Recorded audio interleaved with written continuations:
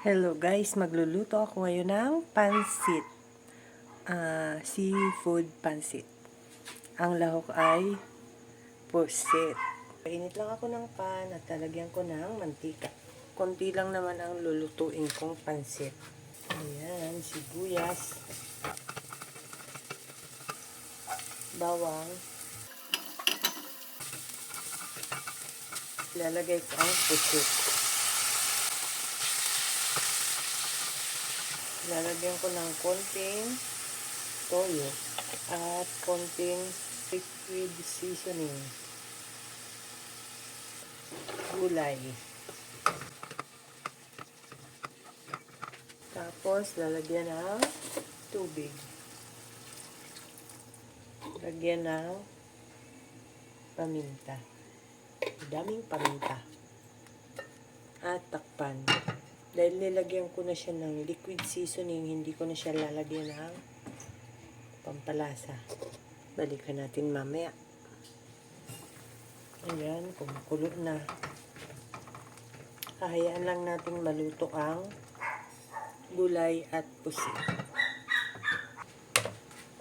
Ayan. Para hindi ma-overcook, tanggalin natin. Ang pusit din, hindi pwedeng ma-overcook at kukunat.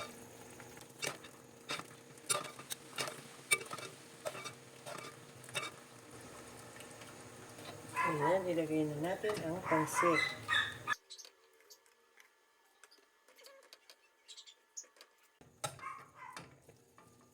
Takpan muna natin para maluto ang pansit. Ayan, kumukulo na. First time ko magluto nitong ganitong pansit na yung sariwang pusit ang Ang lagi kong ginagawa yung pusit na nasa lata. Lagyan natin ng konting oyster sauce. Konti lang. Lagyan na natin ang repolyo.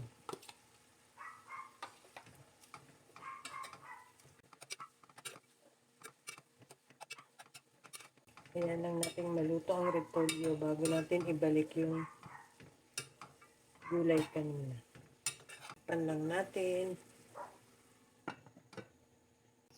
Ayan. Wala nang sabaw. Ilagay na natin ang gulay kanina. Ayan, sarap. Ito ang seafood pansit. Ayan. Let's eat. Hello guys, ito ang aking dinner. Tikman natin.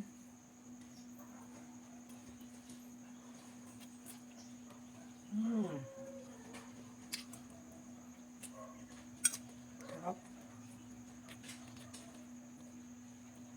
Maganda pag hindi na-overcook ang gulay. Crunchy. Pati yung pusit. Malambot na. Sarap. Try nyo guys. 57 lang nagastos ko dito. Siyempre hindi nakasama yung bawang, yung sibuyas, tsaka yung mga toyo. Kunti lang naman ginamit ko. Yung ano lang, pansit, gulay at pusit. 57. Sarap. Malinamnam ang lasa. Crunchy yung gulay, masarap.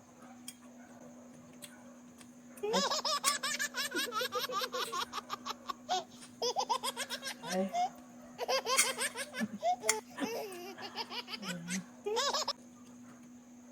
That's all guys. Thank you so much for watching. Please like, share, and follow for more. Bye!